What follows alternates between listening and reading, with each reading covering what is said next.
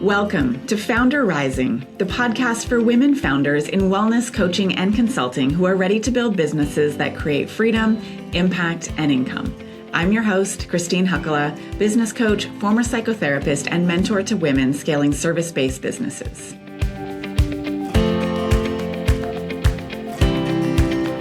Today, I'm joined by Becca Gerlach, trauma therapist and founder of Being Human Group based in Michigan.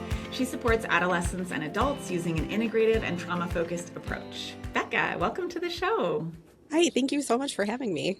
Oh, I'm so happy to have you. We just spoke briefly before we started recording, and I already have so many questions buzzing in my mind. But as we do on this show, let's rewind to the beginning and tell us about how you got started in private practice. Sure. So I initially started in private practice after I had built a clinical program for a nonprofit and sort of learned that I could do that. And was also pretty burned out working for nonprofits and ready to kind of be on my own and do something a little bit different and be able to do things my own way. Yeah. What was it specifically that appealed to you about doing things your own way? Like what were you excited about? I was excited about being able to work with people that I wanted to work with and in a way that felt more authentic to me. I think in therapy, most of all, the relationship is most important. And so being able to be myself and, work with clients who want to be more themselves, is really important. Yeah, I so get that. So get it. You mentioned that not only did you open your private practice, but very quickly you shifted from solo one-on-one and founded your current business, Being Human Group. What inspired that shift, and especially so early on? I had a client list early on and needed people. Amazing. You filled up within months. Yeah. Wow. Yeah, it went really fast. What do you attribute that to? Being fairly well connected already and having done this work for quite a while, I think really helped. Yeah. What was your focus in terms of who you served, like either clientele, your niche, types of therapy that you utilized?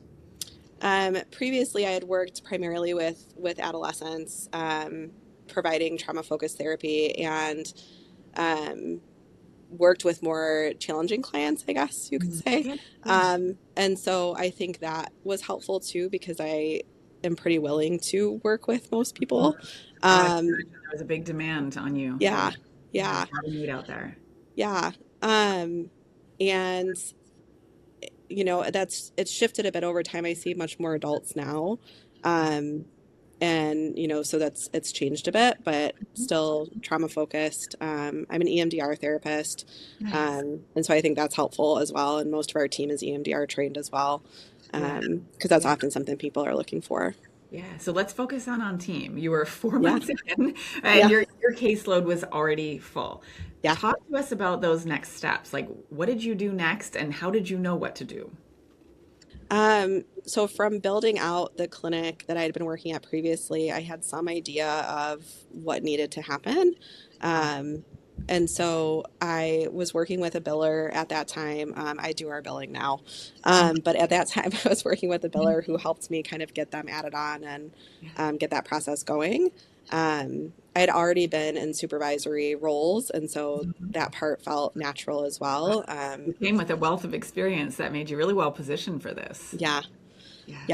When you're in nonprofits and you have some experience, you get more and more experience if you're anywhere decent at your job. You get to do all the jobs. And so you. And so I did definitely come into this with a wealth of experience already, which was helpful. Because grad school certainly doesn't prepare you to run a business. No. Yeah. I hear that so often from the women that I support, whether they're therapists or coaches or consultants or whatever field they come from, that whatever their training was, taught them how to live the service, but not how to be self-employed and run their own business. No. Yeah. So you had a few key things that made you perhaps a little bit more well-equipped than the average person. How'd you find your first team members and start to, build an associate practice? So they had previously been interns at the nonprofit that I had worked at, and they were wanting to come over to the private practice side as well. Your network. Yep. Yes. Awesome. Yeah. Awesome. Yep. Cool. One of the biggest challenges that I hear from therapists specifically who are Hmm. growing an associate practice, but it can apply to any industry, is many of them go in thinking, well, I had no trouble filling my caseload and people inquire all the time and I have a big wait list. So I'm just going to have an associate and send them there. Right. But then a lot of times what I hear is it's not so easy because they're not Yeah. any longer, like they're not delivering the service exclusively. And Hmm. oftentimes I hear, but people don't want to see my associates. So Sure. there's this whole like rebranding, repositioning through your Yes. marketing phase. Talk to us a little bit about what that was like for you and what were some of the unexpected challenges? That was definitely tricky. And that definitely happened. Hmm. I had to kind of we redid the website about a year in, Yeah. um, and put myself like kind of way at the bottom of the page and put Very everyone smart. else Very up smart. at the top. Yeah, And just so kind of hide yeah, yourself. yeah, yeah, yeah. Don't look at me. Yeah. Um, and and really started trying to get my associates to think about like who do they want to work with, who do they want to speak to, who do they want to kind of go after, so we can connect with them, so we can include that in our marketing, so we can better kind of broaden our spectrum of what we were doing. Yeah. um, what's also been super helpful for me is almost everyone that I've hired has been an intern here first, or Hmm. has been an intern with me somewhere along the way. Yeah. Um, and so I'm getting to know them in that process as well, which Yeah. is super helpful to then help them build out, as they're ready to. Yeah. Um, it's essentially, it's sort of a year-long job interview for them, but Right. also, I'm then getting a well-trained clinician at the end who, knows how our practice works and knows, sort of what the expectations are, um, and is able to work with the population that we're serving.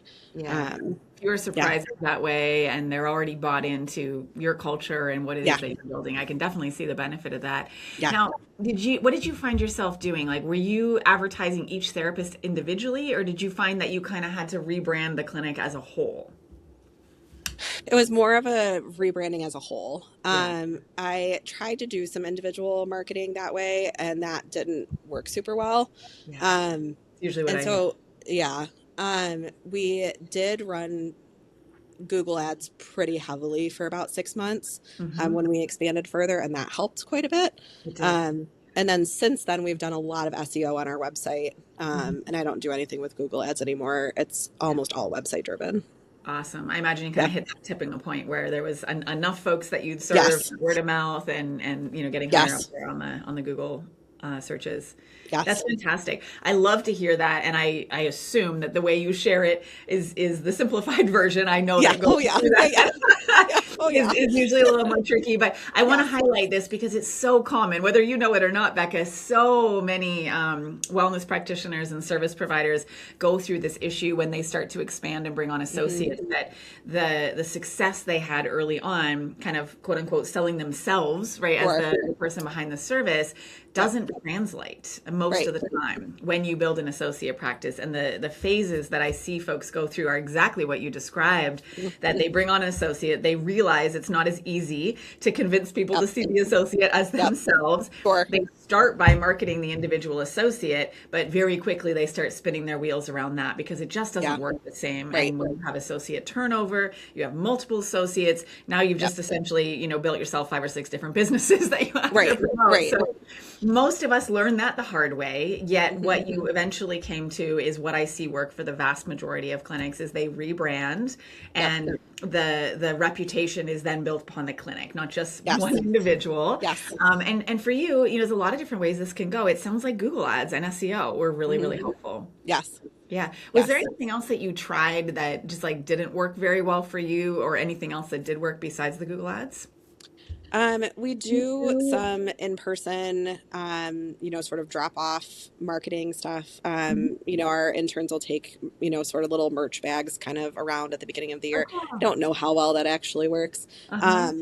But we do that anyway. We also participate in different community events. Yeah.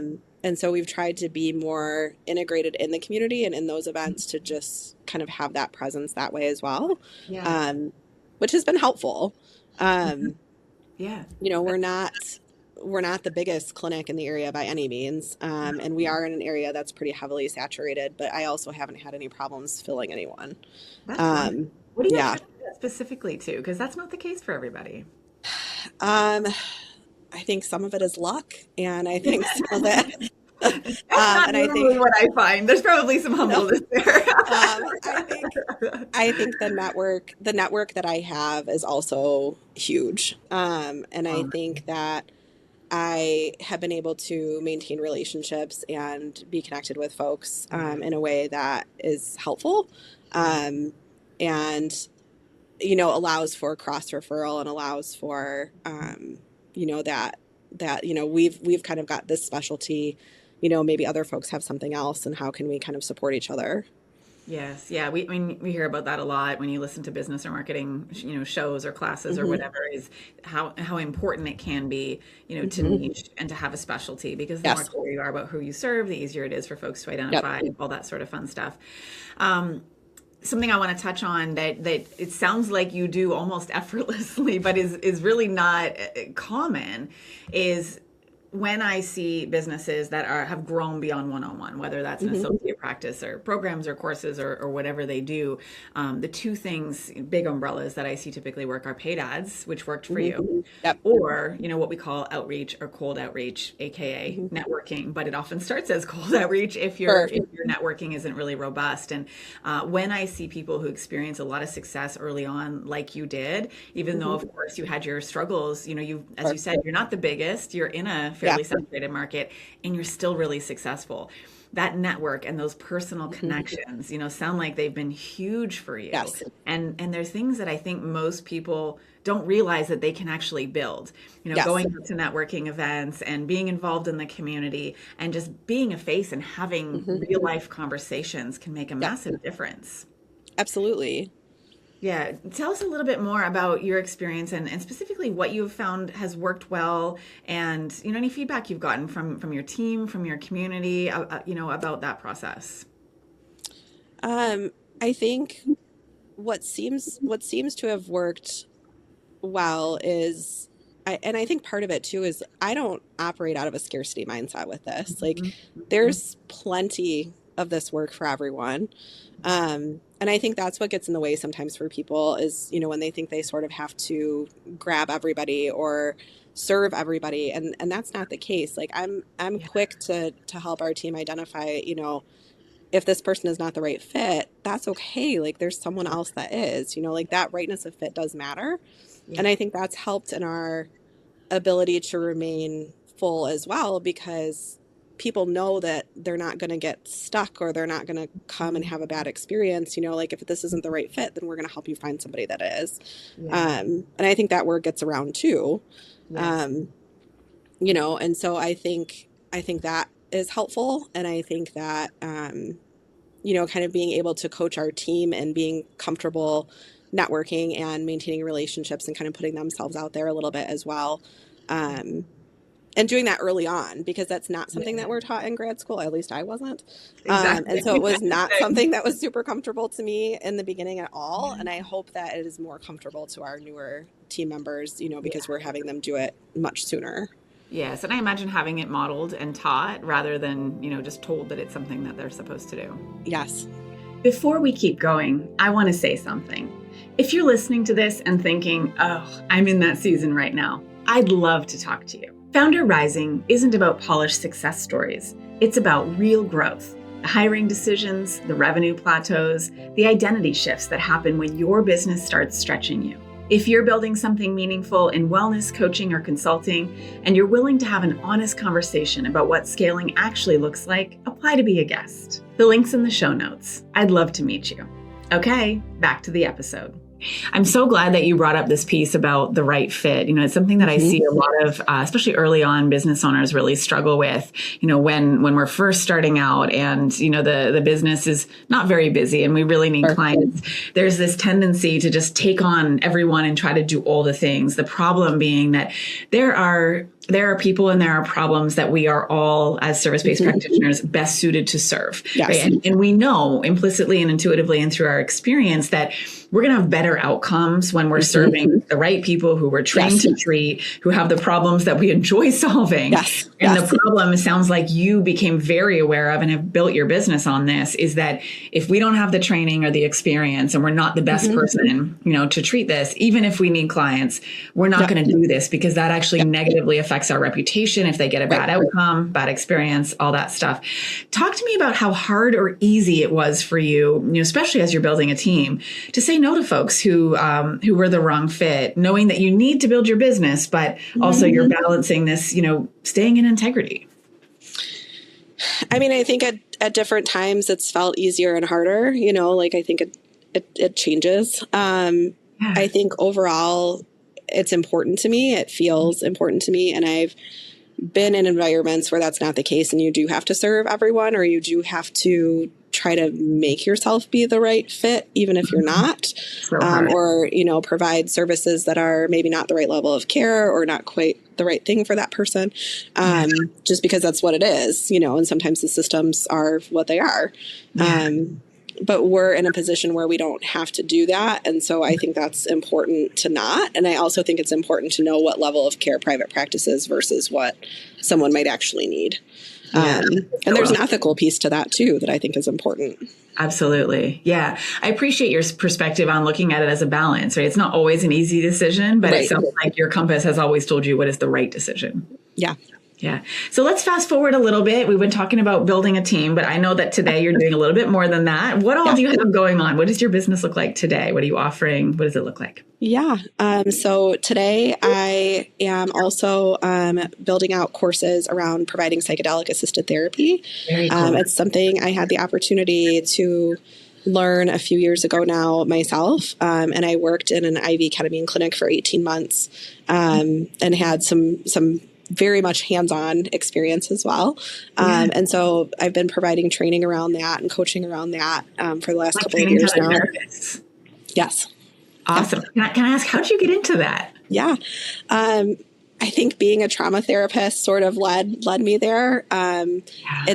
It's research I'd been following for a while. And then when the opportunity came up to work at the clinic and to have additional training, not only with ketamine, but with psilocybin and MDMA as well, I jumped. I was like, yes, I absolutely want to do this. This is so amazing. It's so impactful and so profoundly healing for people.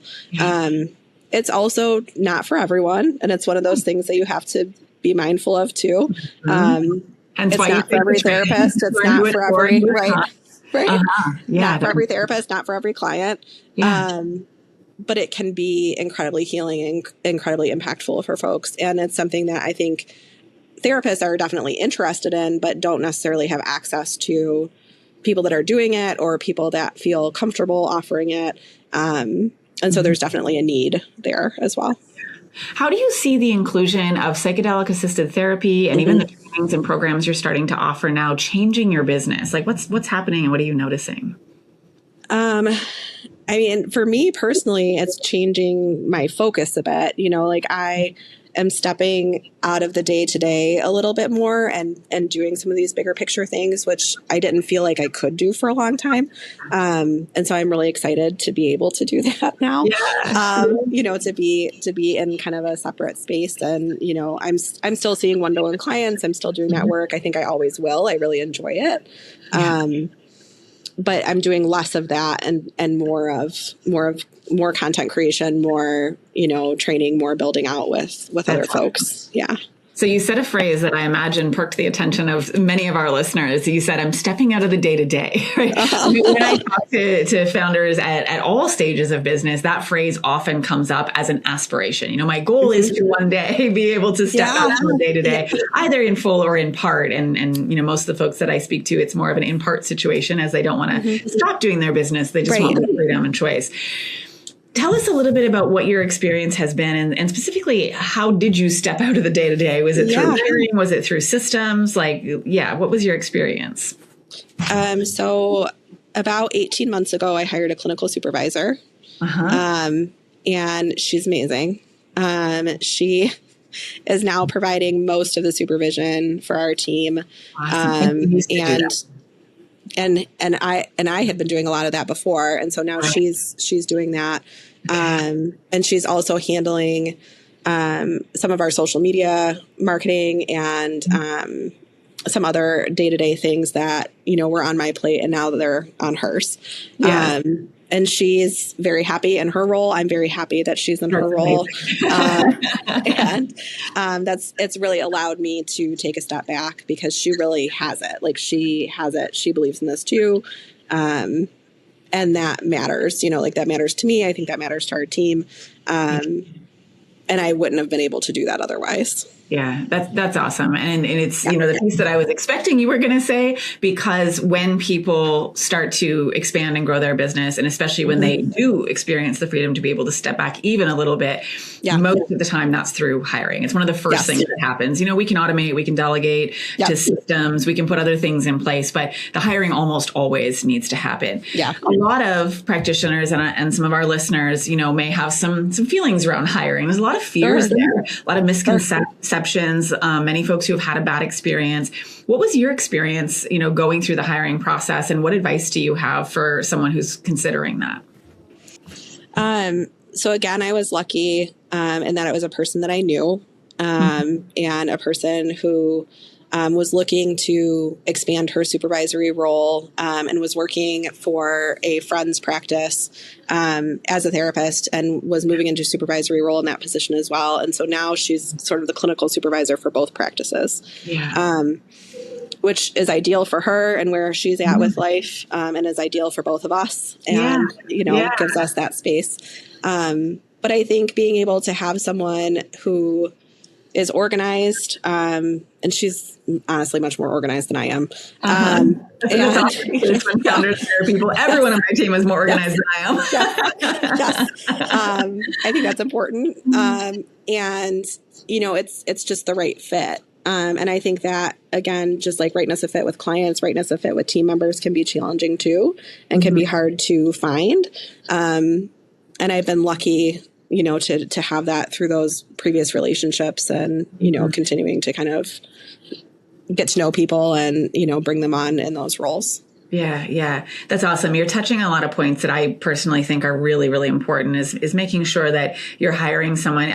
I would argue that not necessarily against you. I would make an argument in general that you don't have to know the person for a really long time, but being slow to hire and like taking the time to get to know the person you're considering hiring so that they're a right fit with you, right? Energetically and personality wise. And sounds like that was the case. And the piece that you mentioned that I really want to highlight is they're a right fit for the role, their skills, their experience, what they're looking for. Sounds like it matched exactly what you needed in your clinic. Yes. Yeah.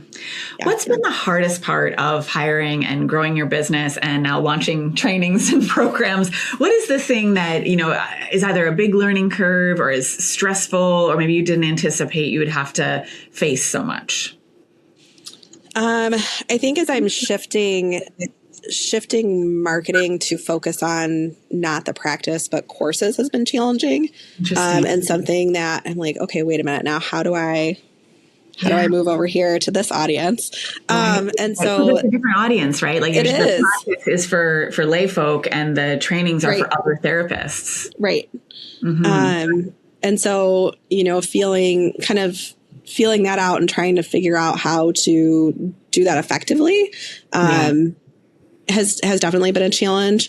In terms of the practice, I think insurance billing is probably the biggest pain that, we deal with on a day-to-day basis. Yourself, or have you hired someone? Okay. I am doing most of that. Is that something you consider outsourcing in the future? I have outsourced it, and it's so expensive to outsource that it's not worth it. Oh, interesting. What would need to be true to make it worth it for you? We'd have to be a lot bigger. Okay. Have you run the numbers to figure out the size and whether that would be feasible in the future? I don't want to be that big. Okay. I don't want to be a very large practice. There's other risk and other things that sort of opens you up to that I'm not super interested in. And so I'm happy being sort of small to medium, and staying in that, where it feels very manageable and, Feels like everyone can know each other and connect with one another as team members. I worked briefly for a very large practice, and you don't know anyone, like they're employing 200 clinicians and you don't know anybody. You're kind of in and out and not necessarily connected. Not the model that you want to build. No, that's not what I want. Yeah.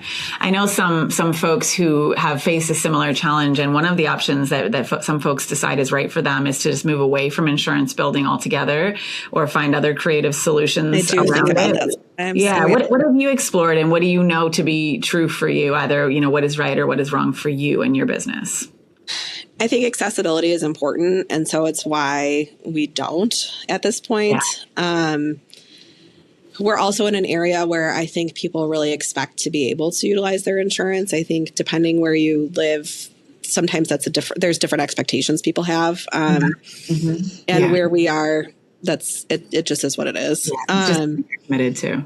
Yeah. And I think from an accessibility standpoint, it is important, it does matter. And I've thought about, moving to totally sliding scale. And I know another practice owner in another state who's done that.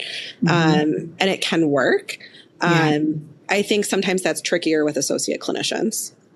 I think it can create a lot of complexity. Yeah. I think that if it was just me, like if I was back to just solo, I wouldn't mess with insurance at all. And I would just be cash pay and it would be easy, but that's not, that's not some of the luxuries we have as a solo practitioner that are maybe more complex, but easy to manage when there's one person. You're right. Don't apply when there's a lot of other people, because then that complexity is just exponential with all of those extra people. Yeah. Yep. Does it feel to you like you being the one doing all the insurance building is insurance billing is something sustainable, or do you suspect that you'll have to get creative about other solutions in the future? I think for now it is. It, for the most part, doesn't take too long and we don't have too many complications. I do have someone that does credentialing for us. So like I'm not doing that process because that's kind of a pain. And so, there are pieces of it that get sort of farmed out here and there. And financially, that's made more sense for us as well. Okay, awesome. I want to shift gears and talk about the growth of your trainings and your programs. You mentioned, the biggest thing that's coming up for you right now is recognizing that now we're actually serving a completely different audience. The clinic grew and exists to serve the public. And now these trainings and programs, they really are a different audience. Now you're serving therapists. One of the things that I see a lot of practitioners, come to the realization around is that what works best for them is to actually separate it either into two different businesses, two different websites, and keep that apart. Talk to me about where your head's at and what you've been considering.